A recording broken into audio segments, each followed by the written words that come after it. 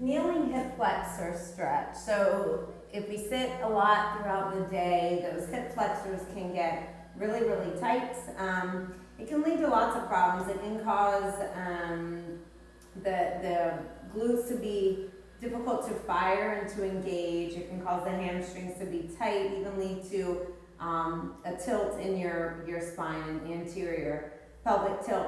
So stretching, just getting to release some of that tightness and create a little more mobility and range of motion there will help for a lot of areas of your body. So you can come down to all fours on hands and knees, and then you'll bring one leg in front. So we'll start with the left foot and we'll step it forward. That right knee we're going to slide back behind the right hip, and then we're going to take the top of that right foot and press it into the floor or your mat.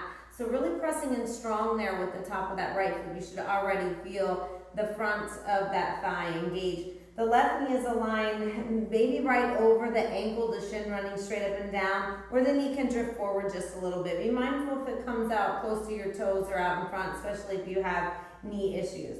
And then just interlace your fingers and press them right there above the knee. Keep your spine straight here. So as you start to press yourself away from that front thigh, you've got that flat back here. So your right glute is engaged and you're pressing in again firmly with that right foot.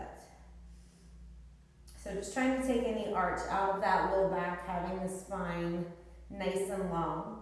And you want to square off your hips here. So if you feel like that left hip is drawing out in front of the right, see if you can pull that front left hip back a little and press your right hip forward. And you shouldn't feel any pain in this stretch, so you let up out of it or you ease into it more depending upon what you need. You just want to feel that activation, feel that stretch, feel the release, but it shouldn't be painful. And holding for around a minute, even longer if you choose.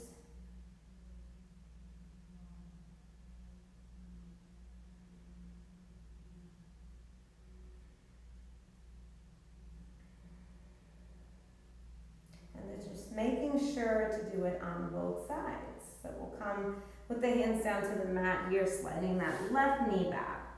And bringing that right foot forward, making sure that left knee again is just behind the hip so you're not right down on that knee joint. Pressing in firmly to the top of that left foot now. And we rise up, interlacing those fingers here. So you might notice that you have one side could be a little bit tighter than the other. So we're not trying to necessarily sink down here, where we're trying to press forward and keep that spine long. So now I'll start to draw maybe that right hip back just a little bit and pressing that left hip forward. Engaging my left glute and really feeling that there, right in the top, the front of that thigh.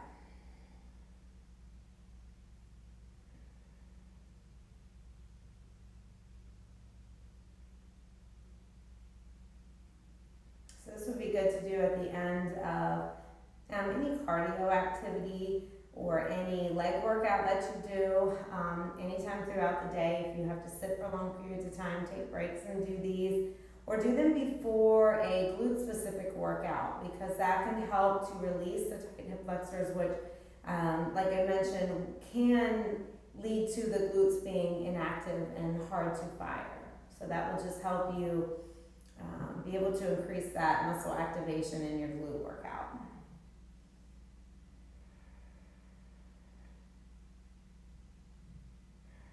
And then just easing out of it nice and slow.